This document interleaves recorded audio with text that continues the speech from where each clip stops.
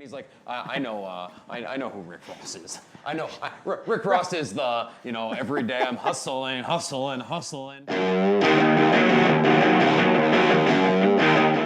Yeah, you jerk. So now you're talking shit about two people.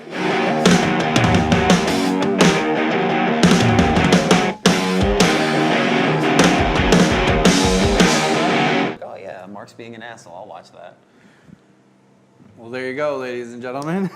There's our intro. If you don't know who we're here with, we are here with Mark Adam Haggerty. He is one of the premier ring announcers on the whole East Coast. He is also a backstage interviewer, commentator, manager, and recently, I believe, if I'm correct, made his in-ring debut at Wrestler's Laboratory. Mark, welcome to the show. Well, I made my debut, thank you. I made my debut at Wrestler's Laboratory a few weeks ago from when this is being recorded, obviously. But, we're live, by the way. But, gee, we're live, pal.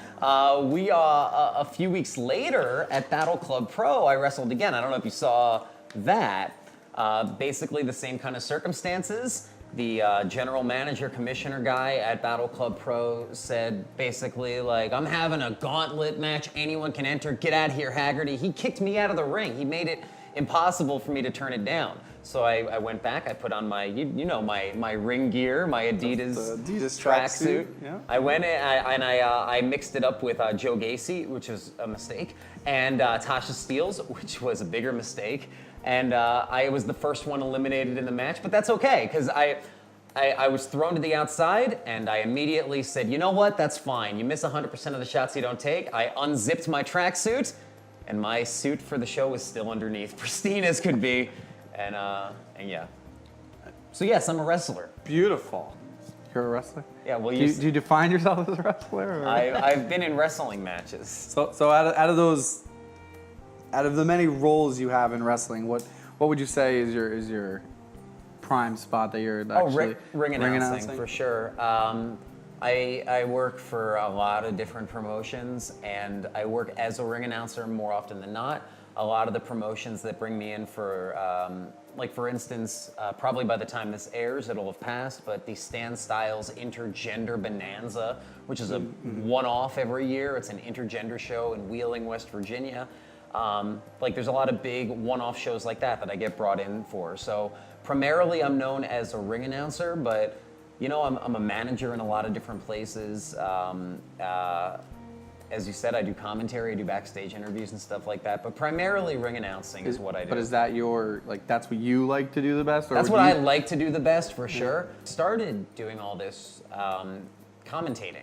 I started doing all this as a play-by-play guy and a color commentator for, I think it was EPWE, it was Eastern Pennsylvania Wrestling Entertainment, was the very first show I ever worked. It was August 12th, 2016. When it comes to that kind of stuff, when you're commentating at an indie show, you don't really feel like you're part of the show sometimes. And that's not to say like anyone that's watching this that does that isn't part of the show, but I'm sure you guys know how I feel. You're sitting off to the side, and a lot of people, unless you're crazy loud like Pete Rosado at BCW, no one in the audience is going to hear you, and they're not supposed to.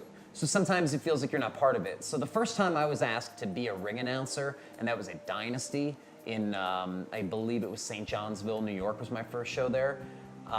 You really feel like you're part of the show, and for better or worse. Because when I'm a manager, sometimes there's the good and the bad that comes with that. Sometimes you don't get paid as much. Sometimes you get paid more, depending on what you're willing to do.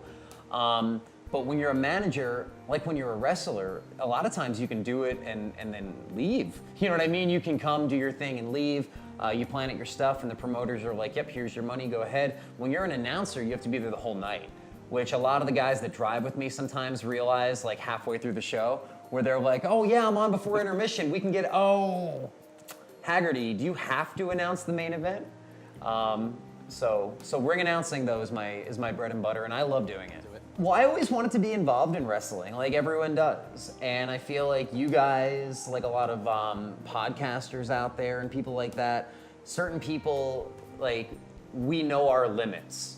And it's like, I am not going to be the WWE champion ever in my life. I don't think I would ever be the the Dynasty heavyweight champion. That's nothing against Dynasty. It's one of my favorite places to work. I just put them over. You know, ever since being like a young kid, like, yeah, I used to like fantasize about like, I remember I used to act like Shawn Michaels, like super kicking my wrestling buddy, and I had all the Shawn Michaels gimmicks like the gloves and the heart-shaped glasses, and I was running around this little 9-year-old calling himself a sexy boy, which, was kind of the writing was on the wall from a very young age. I feel like you still run around calling yourself a sexy boy. I do, but I'm not 9 anymore. But even then, like, from a young age, I was never really athletic. I never really played any sports or anything like that.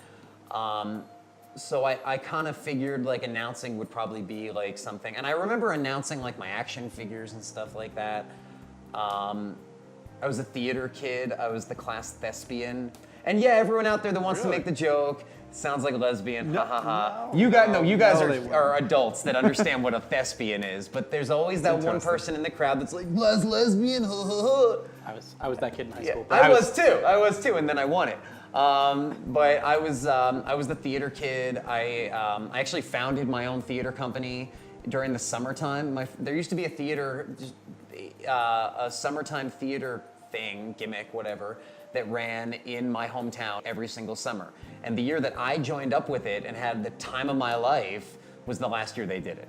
So the next year, my friends and I were like, well, what do we need? We need a place to do it. We need a script, whatever. So my dad was the mayor of my hometown, very, very small town. And he had a couple connections. So we got this really cool place. We did like a theater in the round thing. We did a play that was so cheap that we as a bunch of like 17-year-old kids ended up just buying the rights to it outright from the Elridge Play Company. And because they're like, oh, you can have it for this much to do one show, or you can just have it for this much. And we ended up keeping it. It's called Run, Robber, Run. I might end up doing something with it again in the future. Any of my friends know that play holds a place in my heart. That's yours, 100%. You still own it? 100%, yeah. And I've changed it up a lot. It's a fun show. But we did that. So I'm a theater kid, and announcing kind of just went with all that kind of stuff. So my grandfather was also a disc jockey in New York City, Ron Lundy. He was the guy for New Yorkers that used to welcome everyone by saying "Hello, love." He was in Midnight Cowboy. He did the voice like when he came into the city for the first time in that. I was working in politics in Southern California. I was a campaign manager. I was a speechwriter. I wrote press releases and stuff like that. I like to say I'm undefeated in politics. In fact, the woman that I helped get elected for her first election, she was the first Democrat to win. She was the first Democrat and the first woman to win her seat in like 30 years. So it was very cool for all of us. She also won, the way California politics work real quick, because it's impressive. She won her primary, because if you, like a whole bunch of people get thrown in regardless of party in California. And then like the winner wins. So in the primary, she won 54% of the vote, which doesn't sound that crazy good, but she had 4 opponents. So like the second runner-up got like 17%. So the election was over in the primaries. That's how much ass we kicked. Susie Price! And she just won her re-election, so congratulations, Susie. To supplement my income a little bit, I started working for dirt sheets, for lack of a better term, like dailywrestlingnews.com, lordsofpain.net, TWNP News, just a whole bunch of like Wrestling Inc. And I was the guy who would like watch SmackDown and be like, this and that happened, clothesline, blah, blah, blah, pin, away to commercial. You know what I mean? And you refresh that, and I would do those. I would write countdowns and stuff. And that led me to podcasting, before everyone else was podcasting, mind you. And I started doing that. Went to a show, and I told a certain promoter that, hey, if you ever want to do commentary on your shows, I see no one's doing commentary, I could come do it, record it for you, send you the audio, because I've got all the podcasting, know-how and stuff, and it'll be easy peasy. That's how I got into it. I'm sorry for the long-winded. No, it's fine. It's fine. Hey, listen. I got all night. Everyone has a story. Right? I got all night, guys. I still like to claim Long Beach, California as my home, because that's where I feel like I really grew up and stuff. I was there for the majority of my 20s, fresh out of college. So you went there for college, or you just... I went there fresh out of college. Just out of college. What were you doing out there? I moved out there originally I was in a long-term relationship with a woman. Dun dun dun. Add music. And we were together for 5 years, and Okay. then we broke up, and I was pretty fucking devastated. And coming in now. Someone's coming in the goddamn. Just Come if in you're the gonna studio. come in the You're door, gonna come in the studio. door. You're gonna come Open in. the door. Open the door. So open the door if you're gonna come in the door. Talking about heartache and relocating 3,000 miles away, and Rob coming in here making hella noise. Time in. We broke up after 5 years, and I was pretty devastated, quite frankly. And since then, I've had time to go back and be like, I feel like maybe I was just in a comfortable place. You know what I mean? And it's like, it was just a shock to the system more than anything else. But I just needed to get out of everywhere. Because it was like, I don't know if you guys ever been in the situation, you break up with someone after that long, Absolutely. and you make friends together, and then those friends, Don't want to be your friend. it's kind of like, get it. all right, who do I want to be friends with? Do I want to be friends with the unemployed guy with an English degree, whatever the hell that's gonna get him, who's smoking pot all day long, feeling sorry for himself? Or do I want to be friends with like the master's degree having drug counselor? That's what she did for a living.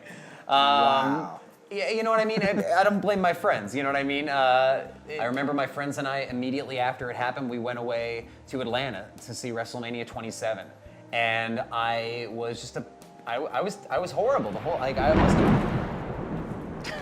and that's how I felt. And that's how I felt. I felt like the world was just caving in on me. You know how women will do you, fellas? I must have been terrible to be around, though. And You are. And Oh, back then, back no, then. yeah, back then. And so by like September or so, I remember exactly. It was September 10th, 2011. Was when I decided, because I went out there earlier than that, but this is when I decided, like, I'm done. I'm going out there for like the long haul for like ever, which turned into 8 years of my life, 7.5 years of my life. A friend of mine had relocated there a few years earlier, and I just mentioned, I'm like, I just like, all my friends have kind of deserted me. I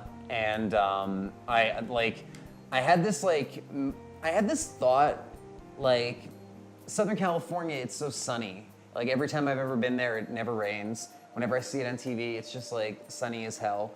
I feel like any problem I have here, I'm gonna have there, but at least it'll be sunny outside. And that was literally, honest to God, that was as simple as my thought process was. And I decided to move. And I moved out there, and like I said, I was there until 2016, but I moved back full time in 2017. A lot of my friends were kind of just moving on with their lives. Like my best friend growing up, a guy by the name of Gary, he was at this point he wasn't engaged, but he was with this girl who I'd really never met before. And they were together for like 4 or 5 years, and I'd never met her because I'd never visited home really either. I went home for like one Christmas and it sucked. And I just got like embarrassingly drunk at my friend's house and tripped over myself, and I was like, you know what, I'm going back to California. You guys have fun here in our hometown. Like that was me. And I feel like such an asshole. But I did feel like guilty. I was like, here are my friends, they're having kids, they're getting on with their lives, they're getting married and stuff. And I'm out here in California just kind of like, I'm writing about wrestling, which is dope. I'm working in the medical marijuana industry, which is dope. And I'm working in politics, which is dope. And all that stuff is cool. But like, it sounds so cheesy, you know what I mean? But I felt like there was something missing. And I know that sounds so trite and so like whatever, but it's true. I worked in the medical marijuana industry for 4.5, 5 years. What did you, kind of we're cutting you off, but what did you do there? Like, what was your role? I got into it. I got into it as as what's called a bud tender, which Okay. is a crazy term to hear the first time, but then it just rolls off the tongue. And it's just the person that works in the collective, in the marijuana collective. It's the person that's like, hey, smell this, smell that, look at this, that's this much, that's this CBD, THC, CBN, blah, blah, blah. They explain that kind of stuff. And I became kind of an expert in that regard from selling it. You become an expert in whatever you're selling when you're a salesman. That's like the first like one of the things about becoming a salesman is like you learn the product as you're selling it and you become better at it. I had the chance to buy into a grow up. I was part owner of a couple different little ventures. I worked for a delivery service. That was around the same time I was doing the politics and all that kind of stuff. Just wearing a lot of different hats. Oh, if like teenage Mark could see me now. So I grew up just like, stuffing envelopes, calling people. And that too is like another thing with the announcer thing, is like I would call people and for instance, I would say something and then I would- Go ahead, give us your pitch. I would say something and then the response was usually, is this a recording? And that's what people would ask me. And it would be like, hey, how's it going? This is Mark Adam Haggerty, and I'm calling you on behalf of Susie Price. Susie wants your vote in this upcoming election, and she's got one, not two, not three, but 4 opponents, and they're all Republicans. So if you're a Democrat, if you believe in the left platform, you want to go ahead and you want to hit up that voting box. You want to be there on April 4th, and you want to vote for Susie Price for Councilwoman of the 3rd District of Long Beach, California. And then there's going to be this long pause, and then it's like, and then I'll be like, so can we count on your vote? And they'd be like, oh, so this is a person. And it was the same thing because, I worked in the when people would call in to order weed. And you know what I'd be like? They'd be like, it's like, hey, thanks for calling High Expectations. This is Mark. What can I help you with today? We have a special on Maui Wowie. We got an 1/8 of Maui Wowie going on right now, just $35. And when you get 2 eighths, you get a 1/3 free. And on top of that, we've got medicated lollipops going out to you. We've got tinctures. You know what a tincture is? You can go ahead and put a tincture, just a drop inside of whatever you're drinking. I'm talking a Red Bull. I'm talking a beer. I'm talking a Slurpee. Put a tincture inside that. It's instantly medicated. We've got everything here at High Expectations. And then they'd be like, yo, what? Especially the ones that would call in at like 7 in the morning immediately as soon as we open, and it'd be like, yo, dude, how'd you get through the night? Still at the accent. People especially like SoCal, like Los Angeles and stuff, they have this very much, like, they do 1,000 different things. If you ask like the average person, like, what do you do? They're not gonna say, I work at Starbucks. You know what I mean? I bag groceries at Vons. Like, they're not gonna say what they actually do. They're gonna say like, I'm a producer, I'm a rapper, I'm a dancer, I'm an actor. And it's not bullshit that, a lot of them are. They do like background stuff. The girl I was living with who got me out to California, she did a lot of background work on like a lot of movies and stuff. She did a lot of modeling and stuff like that. And it paid the bills, and she ended up working in weed. So I wore a lot of hats when I was out there, and I started volunteering kind of just to pass the time originally to work on the Susie Price campaign. And it was an unpaid volunteer gig. And I went the first day, and I think I just impressed them, maybe with my voice. And I was also kind of, dressed not like this. I was wearing like a button down, but I was dressed, pretty nicely, business cash. And I don't know, and we just got to talking about how I had, politics, how I had done a lot of things for my dad and stuff in the background with his campaigns and for congressional campaigns in New Jersey that he had worked on. And they were like, oh, wow, we'll try and find a way to utilize you. Well, the next day when we all showed up for that was orientation day. The next day when we actually show up, the girl who was supposed to be running the entire campaign just quit on everyone. So they hired me to do it. And it was, I think, I don't mind talking about it. I think they paid me like $5,000 up front, like a lump sum, up front. And it was, I don't remember exactly, but it was we'd work from 4 to 8 in the afternoon, 4 days a week. And this was for 2 months. So that was pretty good money, I feel like, you know what I mean? I'm not doing the math right now, but as, I don't know, 26, 27, however old I was, working, doing the weed thing, writing about wrestling and all that kind of stuff, to just be like, oh, hey, here's a check for $5,000. Be like, bet, hell yeah, that's awesome. I get to pay the rent this month. Some people don't want to. No, listen. Let me tell you something. I was raised by gypsies. No, see. I was actually raised by the Metal Maniac. Brother, daddy, brother, no, you weren't. Give me that forehead, daddy, brother. Give me that forehead, daddy, brother. Give me that. Let me tell you something, brother, daddy. None of that's true. None of that's wrestling. true. That's true. He is the pinnacle of perfection. I love the Metal Man. No lie. I love Jeff. Dude, he's a great dude. He's awesome. too. First Come time back to Jersey. First time I ever met you guys was the first time I ever met him, and I almost got kicked off the show before it started because he's like, all right, you gotta write down all the sponsors here. Write down, you're not leaving enough room, kid. No, get another fucking piece of paper. You don't leave enough room. And I'm like, and I snapped at him, and I'm like, guy, I know how big I write. I know how much, give me the fucking sponsors. And he's like, and I guess and he's like, eventually he goes, kid, are we all right? Are we gonna be all right, kid? And I remember O'Neill from your crew is like over here looking at me, and he's like, what's going on over there? And I didn't know any of you guys at all. I didn't know if he was part like the ECPW crew or whatever. So I was like, fuck, I just look like an asshole right now. And then I come to find out like he's part of the GoPro crew. I'm like, all right, you're my witness to how crazy the fucking maniac was. But I love you, Jeff. My parents. Yeah, that's what I mean. Like, how were they as a My parents up? are the best. Were they involved? I mean that. My parents are still involved in my life. My parents have been to 2 shows I've ever been on in my life, and I was on commentary for both of them, so they didn't get to see me do anything. Did they watch Mohegan? I know you were trying My to dad find out did. how. My dad okay, did. My dad did. Okay, I should say that. My dad watches anything that streams. Like, he tried to watch the Wrestlers Lab thing, but we had some Wi-Fi issues, but he went back and he watched it when it was up. Okay. My dad is the reason I love wrestling. So, my dad did work with the WWF when I was a little kid. He worked for my dad works in advertising. He was this like, whenever I visit home, he's got like this shrine to his advertising career. I didn't know that people that worked in advertising could be famous, but like, it's to this point. Like I had friends that went to school for marketing, and they would ask me, be like, hey, Mark, are you related to Mike Adam Haggerty?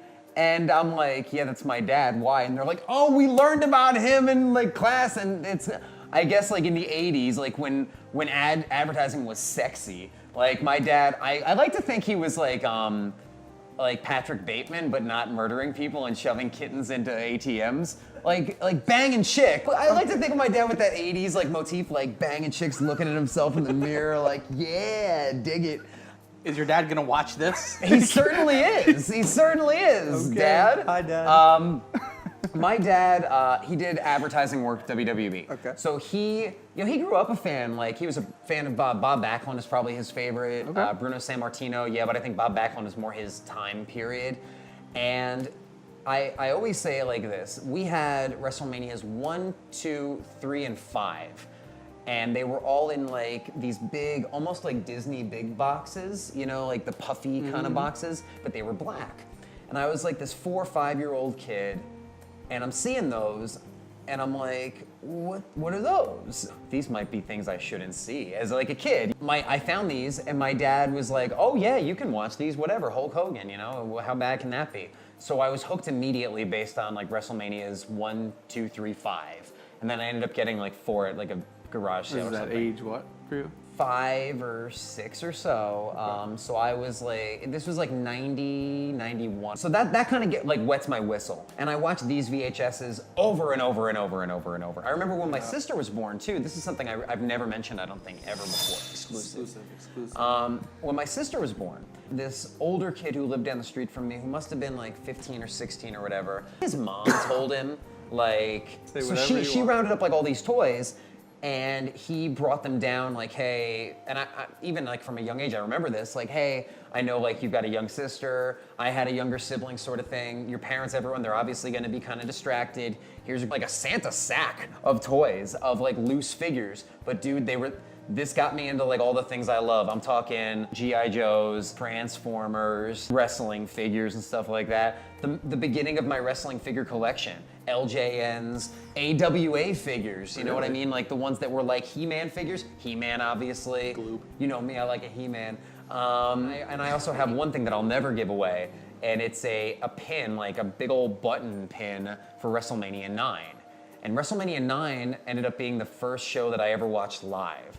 You know, up till then it was all VHSs and stuff like that. And to this day, it's my favorite WrestleMania, even though it's terrible, I know that. All the Roman stuff, that stuff's really cool. And I love that. I actually worked a show with Tatanka recently. I set it into the mic because I was trying to stall for time. And I was like, guys, not only we got to Tonka here tonight, here's a little tidbit about yours truly. First live show I ever watched, first guy that came out on that show to wrestle was the Native American Tatanka. That's right. And I got a nice pop from the crowd at SWF, and I could just see Tatanka over in the crowd, like, just looking at me like, If you say that to his face, he would say, like, what the fuck are you talking about? Have you had Tatanka on this show? No. I'll get him. We have. Yeah, he's your friend, right? I think everyone I work with is my friend, right, guys? Yeah, it's great. How did your dad feel about the whole weed thing? Since he's obviously a politician over here, and So I'll tell you. different. I'll tell you, obviously. their view on that matter has definitely evolved over time. I joked about being a teenage stoner before. I actually started smoking when I was 21. And I remember it was outside of a bar. I always liked to drink when I was like, sorry guys, I don't know if we're breaking any like laws or whatever here, but I used to drink when I was like 19, 20, We as all people did, do. yeah. And I didn't. and it was, shut up. And it's like, and it's fun when you're doing it when you're not supposed to. But then like when you're going to the bar and it's like, oh, I can pay for this and you're not even checking my ID anymore, it kind of loses its luster to a degree. So I think I started smoking weed, honestly, it's because I wasn't supposed to. I started smoking out in the parking lot behind the bar. Ooh, it's something we shouldn't be doing.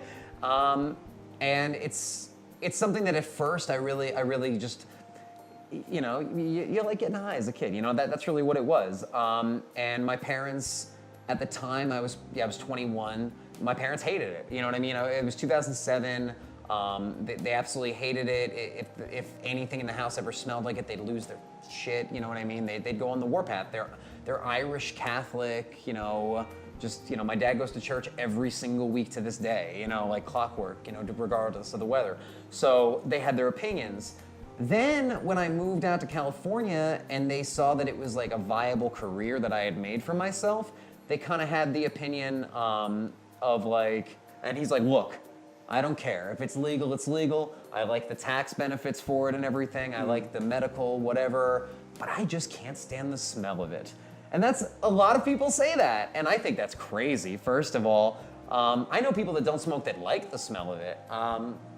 But they've evolved from get that devil weed out of our house to it's beneficial, but if it could smell less terrible. Working in the collective, where you have 100, like on average, patients a day that come in. And they're called patients, they're technically patients, you have to have your medical recommendation from the state of California, at the time at least when I did it, not anymore you don't. You would see all types. You would see like the Stony Baloney, like 18-year-old that's like, yo man, what kind of specials you got going today, dude? And then you'd have the one that I always reference would be like the little old lady who's like 60, 70 years old, who's never smoked reefer in her life. And she comes in there with like a composition book of notes she has taken off the internet because she's got Crohn's disease, she's got, all sorts of cataracts issues, she's got all sorts of issues that come with just aging. And her doctor says to her, it's like, yeah, I could put you on like all these medications and stuff, or you can just like eat a cookie. Or you can just, like I joked before, you can put a tincture in whatever you're drinking and get medical relief that way. And these people come in and they'll preface it. They'll be like, I've never smoked in my life. I don't even want to be here. My doctor told me that this is going to help. And I don't want to get high. They'll always say, it's like, I don't want to get high. I don't want to be stupid. I just want to make the pain go away. And you, as someone that's educated at that point them towards something with the high CBD rate, a low THC, or sometimes sometimes that stuff doesn't even matter. You just go for something that you know personally works in that regard, gets you that good body high without screwing up your equilibrium, and then they go off with it, and you think to yourself like, geez Louise, I hope that works. And then the proof and the real satisfaction and the validation and the gratification and my reason for loving it as much as I do is when they come back like 3, 4, 5 days later and they're like, they remember your name and they're like, I don't even want to talk to you. I want to talk to Mark because Mark is Mark, what was that you gave me? It worked like a charm. What was that? And sometimes I'm helping someone else and it's like, oh, Agnes, I think I got her the purple Urkel. Give her the purple Urkel. You know what else you might like? Granddaddy Purple, try that. You know what I mean? And it really is, it's cool. It's kind of like the way I think well, pharmacies were never like that. You know, it's like, give me some Vicodin, you know what I mean? But like, I feel like it's kind of the way like old-timey businesses really were. You know what I mean? Like you'd go into like your butcher shop or whatever and you'd shoot the shit with someone and you get recommendations. You wouldn't go in there, I don't know, with, it's just it's a very pure industry that I really appreciate. And it's one of America's last cash crops. Truly is. You guys got to work on your follow-ups and your sequiturs and your segues. And speaking of cash crops, you know, Mark, you crop out a lot of. Would you like me to read every company off? I can read them off. No, real you don't have quick. to read everyone. Just I'm going to. Okay, you read should them say up. yes. Here we go. We're gonna hear every single company. Okay, this is in no particular order. It is, but I'm not going to say what it is. But Battle Club Pro, Dynasty, ECPW, Evolve, Legendary Action Wrestling, Northeast Wrestling, Outbreak Wrestling, Paradise Alley Pro Wrestling Explosion, Pro Wrestling Takeover, SWF, Test of Strength, UFO Wrestling, World of Hurt Wrestling, Innovative Pro Wrestling, Showtime Championship Wrestling Alliance, Thunder Pro Wrestling, 1CW, Matter of Pride, Aspire Pro Wrestling, EPWE Underground. I put Grimm's Toy Show on there. I'll shout him out. Grimm's Toy Show, LDN Wrestling, Live Prov Wrestling, Tier 1 Wrestling, Wrestlers Laboratory, Truly Independent Wrestling, DAWG, IWA Vintage Pro, Keystone Championship Wrestling, National Wrestling League, and the Extreme Zone Wrestling. I don't know why I called it the Extreme Zone Wrestling, but I did. They're in Canada. Guys, follow me on. Please follow. Follow me throughout all social media at Mark A. Haggerty on Twitter, Instagram, Facebook, all those really cool places. Check out B Plus Player Radio, which is a podcasting network that I found that has over 20 different shows on there, like Kicking Ass with Jesse and Andy, the High Spot podcast, back episodes of Conversation with the Big Guy. That's Ryback's podcast. Lots of really cool stuff at B Plus Radio on Twitter and all those gimmicks. You heard it. So before we go, we have one last thing. Mark. I'm a big fan of your show, so I know. Yep. Okay, so we have this segment where we do karaoke with everybody. So Mark. And I'm a theater kid. Mark so is going to do What's My Age Again? You know, my friend runs a gay karaoke thing. We'll go one there. You got this, right?